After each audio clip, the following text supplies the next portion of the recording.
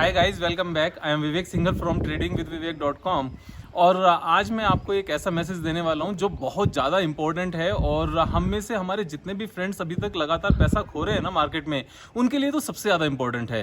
क्योंकि आज तक हमने क्या कोशिश की है, हमने ये सिर्फ और सिर्फ ये जानने की कोशिश की है कि हम क्या करें और किस तरीके से करें, कौन कौन से वो फॉर्मूलाज हैं, कौन कौन से वो पैरामीटर्स हैं जिनको हमें चेक करना चाहिए, कौन से इंडिकेटर्स हैं, चाहे वो मूविंग एवरेज है, चाहे वो सुपर ट्रेंड है, चाहे बोलिंजर बैंड है, ये क्या क्या चीज़ें हैं जिसको करने से हम अच्छा कर सकते हैं। लेकिन एक चीज़ जो अभी तक मिसिंग है वो ये है कि हमें क्या नहीं करना चाहिए। तो क्या नहीं करना चाहिए, वो क्या करना चाहिए, उससे भी ज़्यादा इंपॉर्टेंट है। जैसे मैं आपको अगर कुछ एग्जांपल्स देता हूं, जैसे हमें जब भी ट्रेड करना चाहिए वो सिर्फ और सिर्फ अपनी वॉच लिस्ट पर काम करना चाहिए।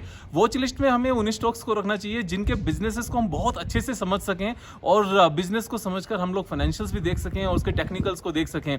वॉच लिस्ट में रखे हुए शेयर से बाहर निकल के काम करना बड़ा मुश्किल होता है। उसका सिंपल सा रीजन है कि हमें उन बिजनेसेस के बारे में बहुत ज़्यादा नहीं पता होता।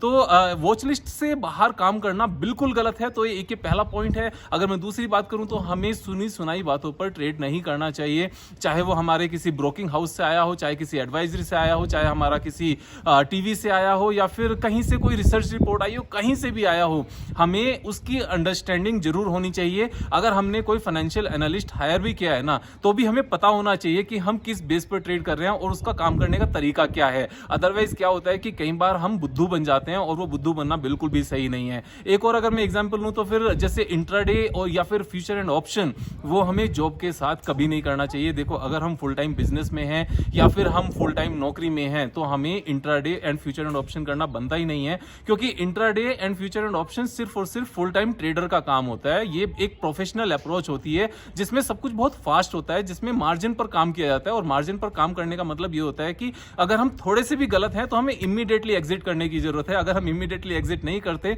तो उसका हर्जाना और उसका नुकसान बहुत ज्यादा हो सकता है। तो इसी तरीके से अगर हम बात करें कि छोटी कंपनीज में काम करना चाहिए या नहीं करना चाहिए, तो यहां पर मैं कहूंगा छोटी कंपनीज में काम करने में दिक्कत नहीं है, लेकिन जो छोटी में बेकार कंपनीज है ना, उनमें काम नहीं करना चाहिए। सेम तरीके से जो लॉस मेकिंग कंपनीज हैं, हमें उनमें काम नहीं करना चाहिए। तो इस तरीके से आपको एक अपनी लिस्ट बनानी चाहिए कि हमें क्या क्या नहीं करना चाहिए। आज तक तो उन चीजों पर काम किया है कि कैसे कैसे करना चाहिए, क्या क्या करना चाहिए। आज उस चीज पर एक लिस्ट बनाते हैं कि क्या क्या नहीं करना चाहिए। आप अपनी लिस्ट खुद से बनाओ। मैंने आपको कुछ एग्जांपल्स दिए हैं, उस एग्जाम्पल के बेस पर आप दूसरी और रिफाइनिंग करो, अपने रिजल्ट्स और ज्यादा अच्छे आएंगे। एंड बिलीव मी, अगर डॉक्टर्स भी यही कहते हैं कि अगर हम कुछ चीजों को करना छोड़ दें अपनी लाइफस्टाइल में तो हमारी लाइफस्टाइल अपने आप से अच्छी हो जाती है। जैसे for example, ice cream is the worst food we can have.